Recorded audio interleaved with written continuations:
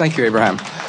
Okay, so I had the joyous discovery this summer of realizing that I had become an Abraham-inspired psychotherapist. I'm doing clinical work. I hadn't been doing that for a while. And what comes out of my mouth is Abraham. Yeah. I do very well. My patients love you, by the way. Yeah. I do very well with what man has called depression. I do very well with what man has called anxiety, substance abuse, trauma, I don't call it that, but I have an area of expansion that would be fun if I could, where I would like your inspiration, clarification, and expansion. Yeah. It's what man has called psychosis, when people, to find relief, lose touch with reality in a way that man has conceived of. They can't really feed themselves or take good care of themselves. So I get that that's a way of finding relief. And relief is what you've always recommended. Relief, find relief, seek relief, get you in the vortex. But then I have this in front of me, and I don't know, I'm good with the others. I'm not that good with this. Because I'm having so much fun being an Abraham-shaped psychotherapist, and it has been fun, and I didn't know it would happen. It just happened. And this thing that man has chosen to call psychosis. Would you describe it as a withdrawal? Yeah. Would you describe it as a lack of interest? Would you describe it as a lack of focus? It's a lack of focus because I'm assuming they feel better by not looking at... But when you are interacting with someone like this, what is your experience? Do you have their attention? I have their attention.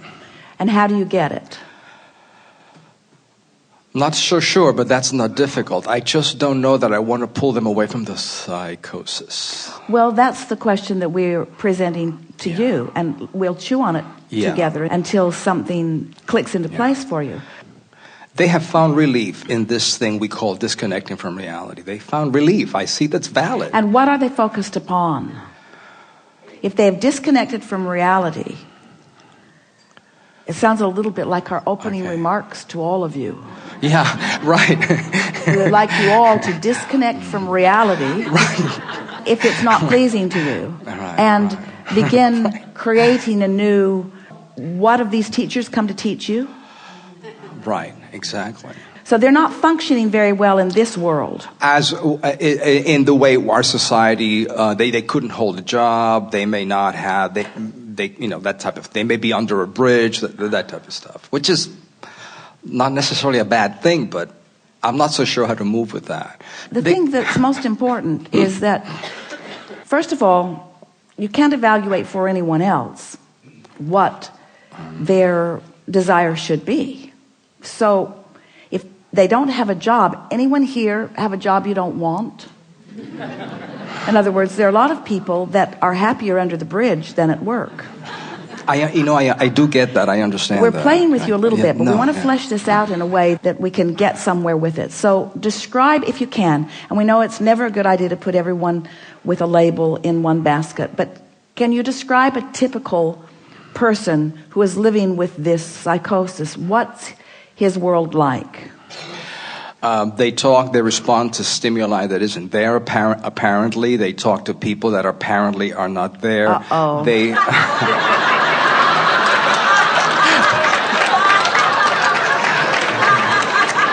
This is what I don't know what to do with it. Do any of them talk to birds? It does feel very different from bringing forth infinite. It feels very different. It has a different vibration. It does. Well, we acknowledge that it's different than what we've been describing here to some extent. But the basis that we want to start with here is that you are a reasonable group. Stay with us just for a little bit. You are a reasonable group.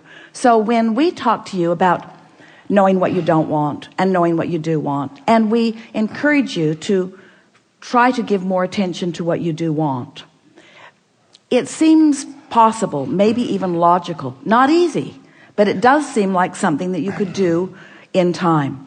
But if you had been living something for a long period of time, if you had been, by virtue of what you were giving your attention to, your attention being the reality of what is, if you had been giving your attention to reality, maybe you were in Vietnam and it was a reality that you would, and a lot of those people under those bridges were that.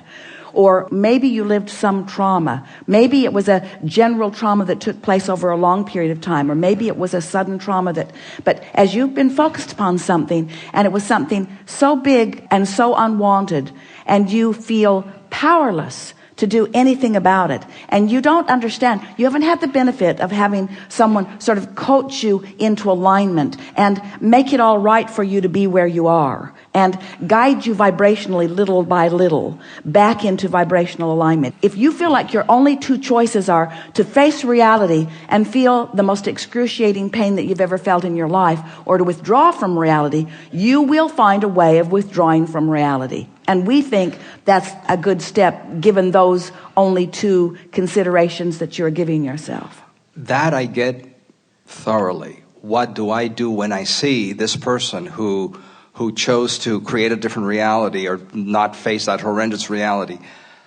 I don't know how to bring them into alignment. Whereas with the others, I can bring them into better alignment. We can tell you how to bring them into alignment. Yes.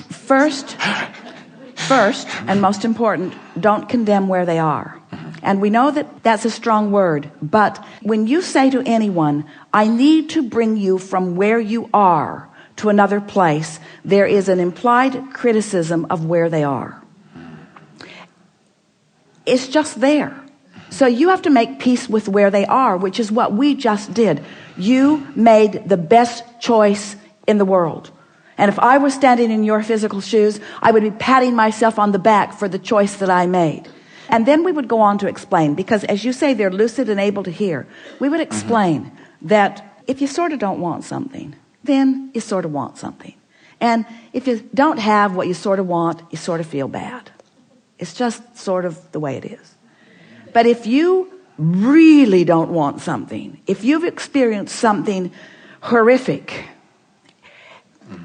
you really want something else. In other words, when you think about what some of them have experienced and the desire that was born within them and the vibrational separation between what they witnessed or what they were a part of and what they desire, it's a bridge that is so big. We would say to them, it's a very difficult bridge, and hardly anybody ever makes it. And what you've found a way of doing is withdrawing from that. And this is what we're standing in your physical shoes. I want to help you come into alignment with who you are. But I don't want to activate any of the stuff that you've left behind in that process. I do not want to activate any of that stuff that you've left behind in the process. And we're not going to. We're not going to reactivate any of that stuff. We're not going to bring it back. Because you deserve to be happy. Life is supposed to be good for you. And from what I see, you've got it going on.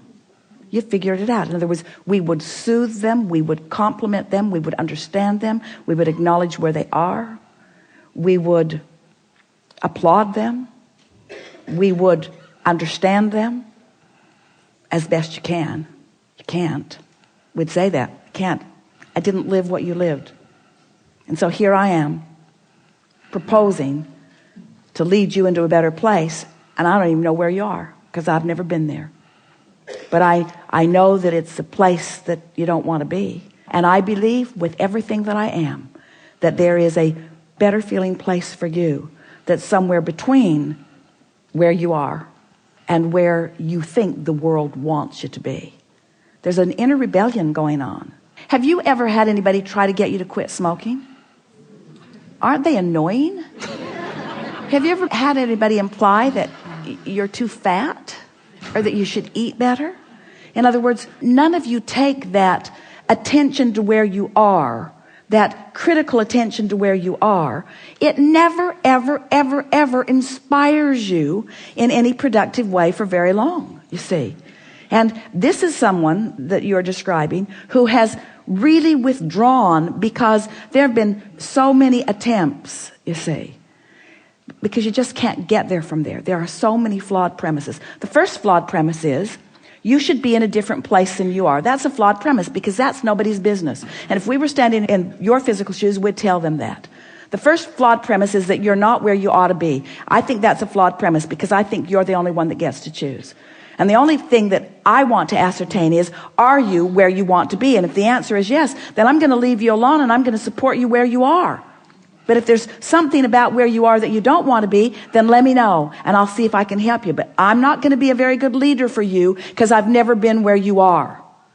And I've never been an advocate of anybody standing in some bright and shiny place and being the advocate of somebody who's standing in a place that they don't even begin to understand. How could anybody lead somebody from a place that they don't understand? This will resonate with them. That's the mantra that they've been beating the drum of for a very long time. You just don't know. You just don't know. You just don't know. When someone has come to the place that they have decided that they're going to withdraw from society, they don't care about holding a job, they'd rather live under a bridge than jump through the hoops of those who don't know, that's what they're rebelling against, don't you think? They don't want to jump through the hoops. This sounds like your teenagers, doesn't it? Sounds like a lot of you. A lot of you recognize this rebellion within yourself. And what is rebellion? What is the feeling of rebellion? It's really more about rebirthing than it is about anything else. It's about discovering a way. We'd say things like, you know, the more I get to know you, the more I realize the strengths that you hold. It's taken a tremendous amount of strength for you to withdraw from a society and a system that you don't believe in. I applaud that.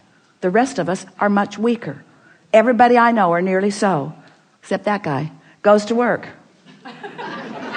at a place he doesn't want to go. Most everybody is doing stuff they don't want to do because they're jumping through the hoops of somebody else.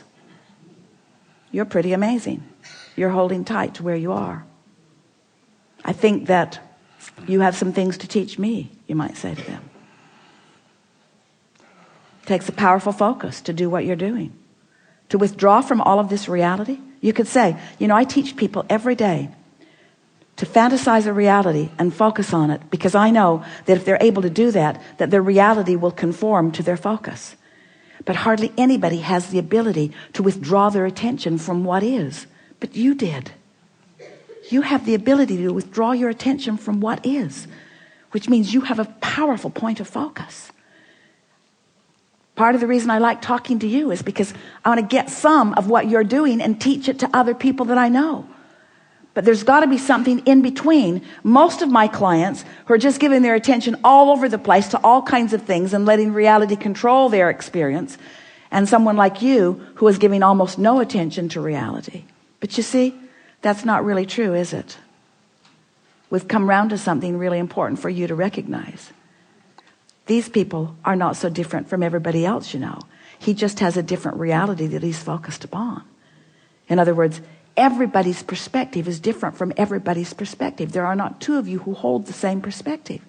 And if you would stop trying to get people to agree with your perspective, that's what's really wrong with politics. It's what's wrong with religion. It's what's wrong with psychology, is that there's this given acknowledgement. This is the party line, or this is the expected understanding. This is what we've all come to. And now we must teach our society to conform.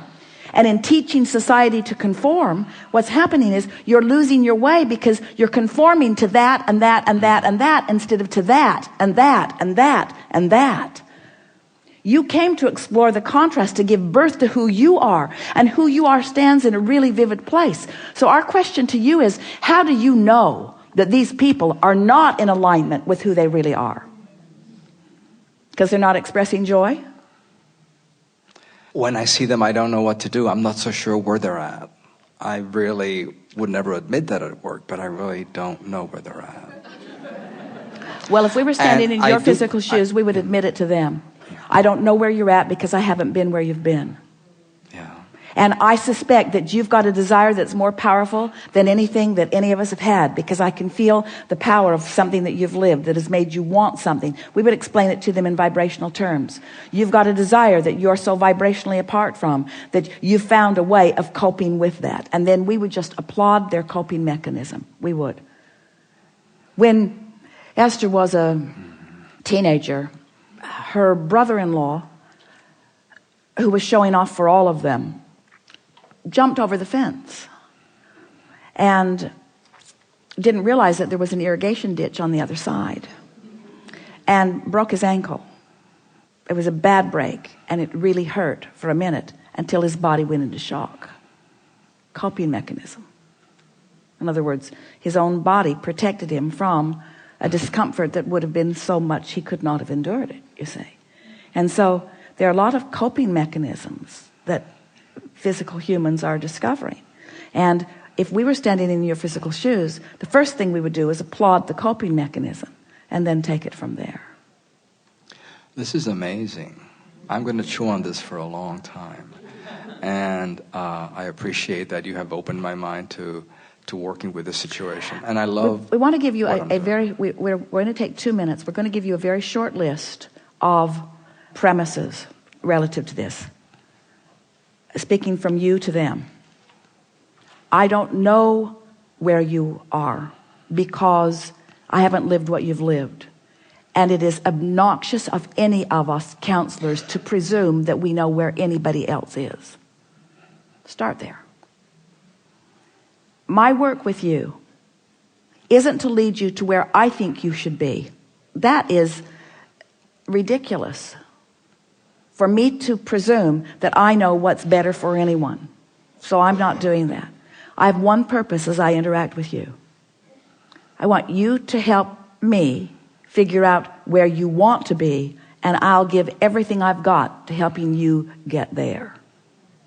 And if you can convey that with a real resolve for trust,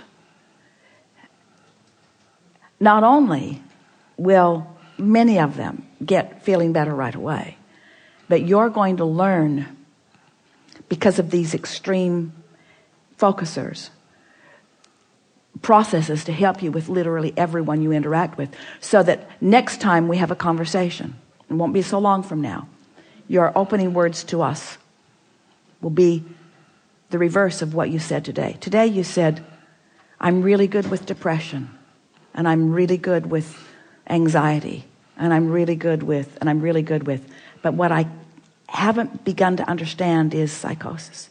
And next time you will say, I got to the bottom of psychosis, and now I understand everything.